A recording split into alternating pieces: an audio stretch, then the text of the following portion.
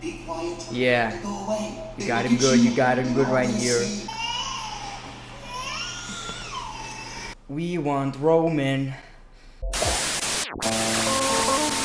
Welcome to the Great Show in Wrestling History. Welcome to Greatness of Wrestling. As always, guys, your boy, your playboy, the Great One. And I know it's kinda late, I apologize, but I wanna start this video with Smackdown Live review. Smackdown Live continues their streak with giving us decent episodes every week, which is kinda weird. I didn't actually believe that they could do it, but so far so good. Now, it wasn't better than the previous Smackdown, but I still kinda enjoy it. For example, this. Randy Orton attacked Jeff Hardy again on SmackDown Live, and then he wiped his paint. Now it was cool, heel Randy Orton is amazing Randy Orton, it was vicious and entertaining, but the only nitpick that I have is that we already kinda seen it in the previous week.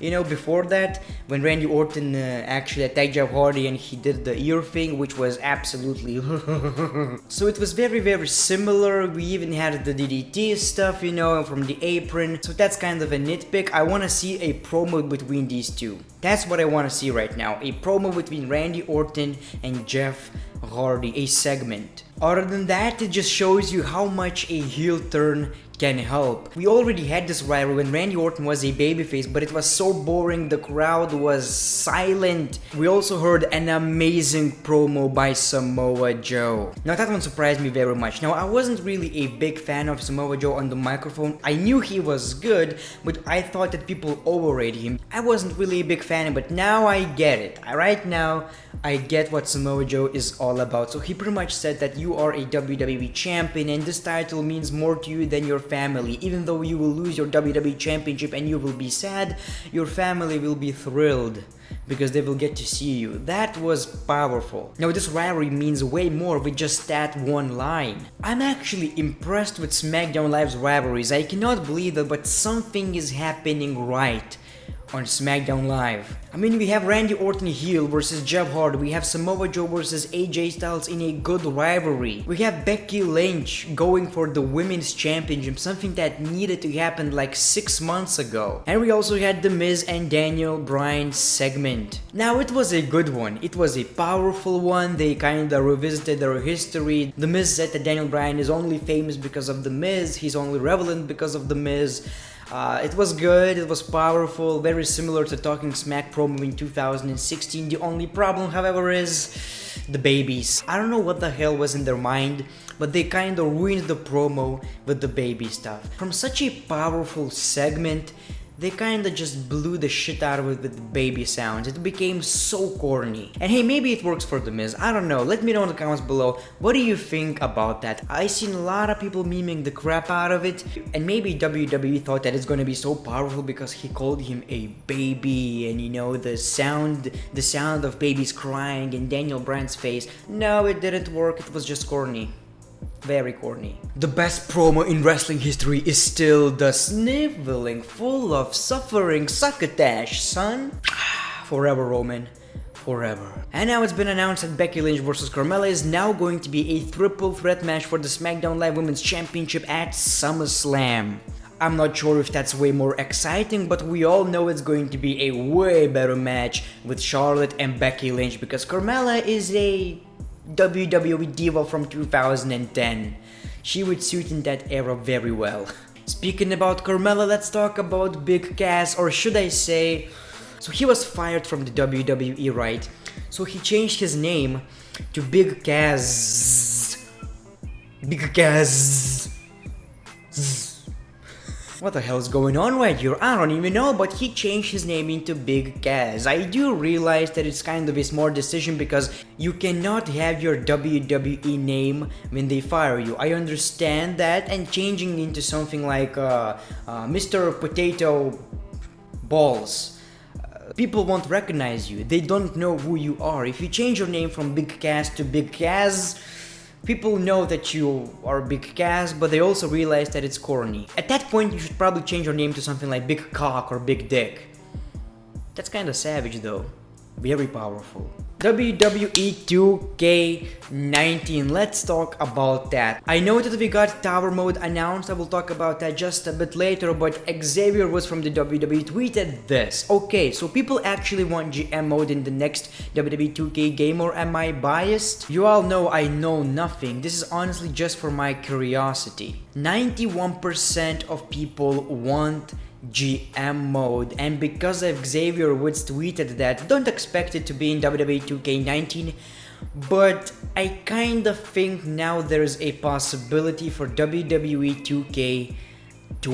A very slim possibility, but I mean, there's a chance. And GM mode, man, it's something that I wanted since Smackdown vs. Raw 2009 when they deleted it. GMs are such a big part of the WWE, especially since 2016 when they brought back the brand split. I still don't understand why they didn't actually try to recreate that in the WWE games. We have a brand split, let's make a GM mode. That makes all the sense in the world, but no, they just give you modes like this. WWE 2K19 introducing Towers. So basically it's a mode where you pick, for example, Tour of WWE or Legends or for example Women's Revolution or Monsters, and you beat specific people, like 15 matches, and if you beat all of them, wow, you're savage. Let's be honest out here, it's just to advertise AJ Styles' $1 million challenge. Oh, and by the way, the Daniel Bryan TTC right here will be updated, they confirmed that. So basically it's just like in Mortal Kombat, although I don't think it will work as well in wrestling games. Now the thing is,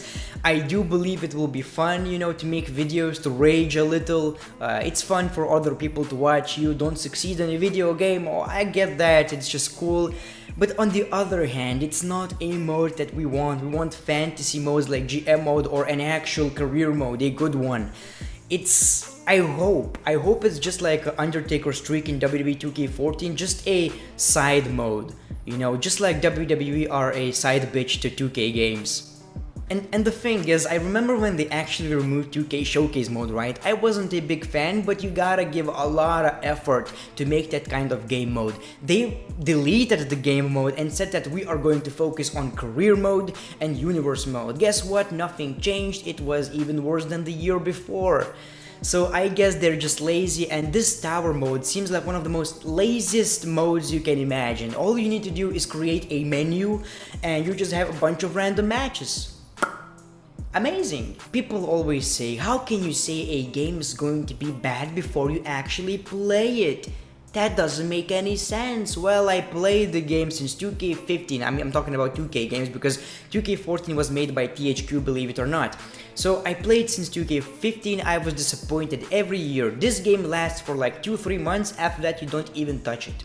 That is the reality, and as long as they don't prove me wrong, I'm not gonna believe that the next game is going to be good. There's this thing such as trust. When you break it, it's really hard to regain that. Let's talk about our favorite WWE superstar of all time. Stone Cold Steve Austin, The Rock, Chris Jericho, Roman Reigns. Oh yeah, feed me videos Roman Reigns, Cox, Vince McMahon, I'm begging you. That's what I want from WWE, and that's the reason why I watch Raw 5 times a day, replay on repeat. Whenever I'm in the ring, I hear the noise. It doesn't shake me, it doesn't anger me. I don't run from the noise, I thrive in it. I hope Brooklyn's ready to get loud because I'm ready to give them a show and take the Universal title. Please Roman, we are praying for you. Roman, take the Universal Championship because we love you and we love your cock. Although I gotta give WWE props, this rivalry is way more entertaining right now with Brock Lesnar actually doing something and being an actual heel and talking.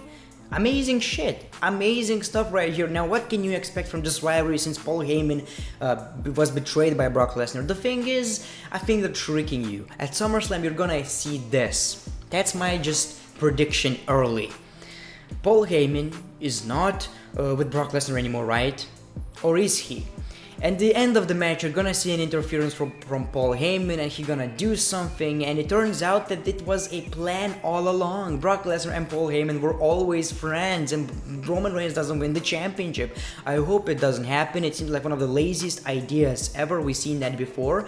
But that's my prediction. What I would love to see is Paul Heyman allying himself with Roman Reigns and Roman Reigns turns heel. But that's just as possible as Eva Marie coming back to the WWE and having a 5-star match. even that is more possible. And to prove that hard work pays off, Smackdown Live just proved that with their ratings. Smackdown Live viewership rises for 4th consecutive week. So from 2 million viewers they went to 2.1, 2.2, 2.3 and now 2.4, meaning that if you give us decent television we're gonna tune in the next week. And in these dark days of wrestling, let's be honest out here, holy shit, these are dark. Let's be happy that we can still enjoy some good professional wrestling. Smackdown Live gives us that, and hopefully they will continue with this streak, because if you remember in 2016 Smackdown was good, but what happened in 2017? Not so good. And that's it for this episode of Greatness of Wrestling. Thank you for watching this video. If you want to support this series, make sure to click that like button. Follow me on Twitter and Instagram. Very appreciated, by the way. Make sure to do that. It's not just a catchphrase, it's me asking you to go to the fucking Twitter and follow me. And as always, Sexy Beast, the Great One, peace, love, and hugs. It's been a pleasure.